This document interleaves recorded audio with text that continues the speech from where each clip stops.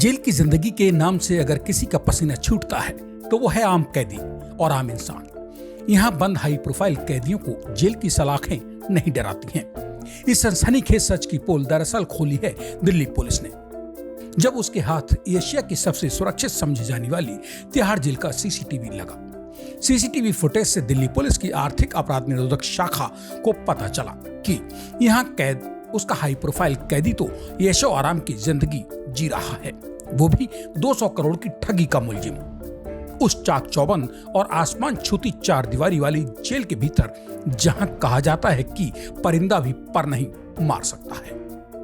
नमस्कार दोस्तों, मैं हूं संजीव चौहान और आप सुन रहे हैं TV9 पॉडकास्ट। क्राइम के किस्से की इस कड़ी में मैं आज जिक्र कर रहा हूं तिहाड़ की सलाखों में कैद मास्टरमाइंड कैदी और ठगी के आरोप में यहां बंद करके रखे गए मुलजिम सुकेश चंद्रशेखर का। वही कथित ठगी का आरोपी सुकेश चंद्रशेखर, जिसकी बीवी लीना मौर्य पॉल भी उसके साथ हिंदुस्तान की राजधानी दिल्ली की जेल में कैद है।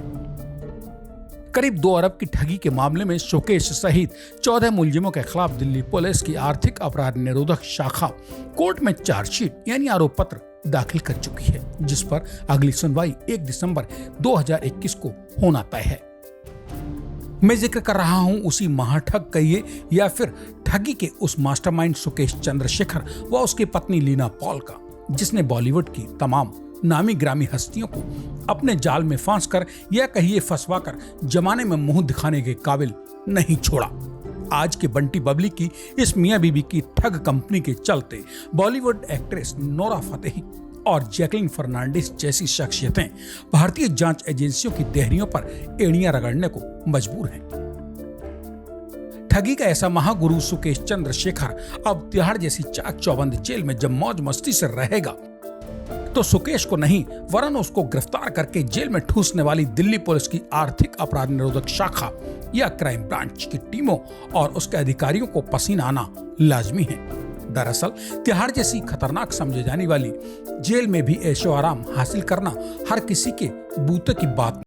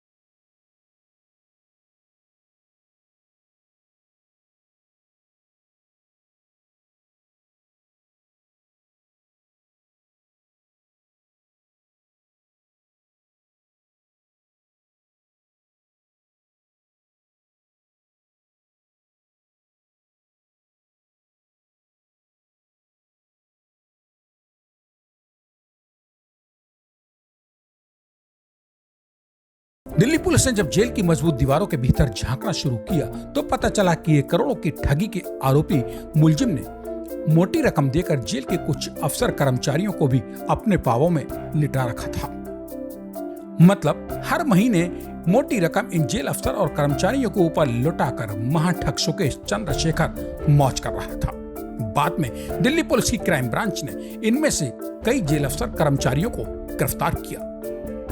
यानी अब ये कर्मचारी भी उसी तिहाड़ जेल में बंद हैं, जिस तिहाड़ की सुरक्षा का जिम्मा कभी इनके कंधों पर हुक्मरानों ने सौंपा था। टीवी 9 पॉडकास्ट की इस कड़ी में इसका भी उल्लेख करना बेहद जरूरी है कि जेल में ही सुकेश चंद्रशेखर रम्मानी ब्रदर्स, जो कि रेलीगेयर की मालिक अदिति के लिए काम करते थे, उनके संपर्क में आया था। अदिति को जाल में फंसाकर इन जालसाजों ने हवाला का जो पैसा था उसको रम्मानी बंधुओं की मदद से ही हवाला के जरिए आगे ठिकाने लगा दिया था।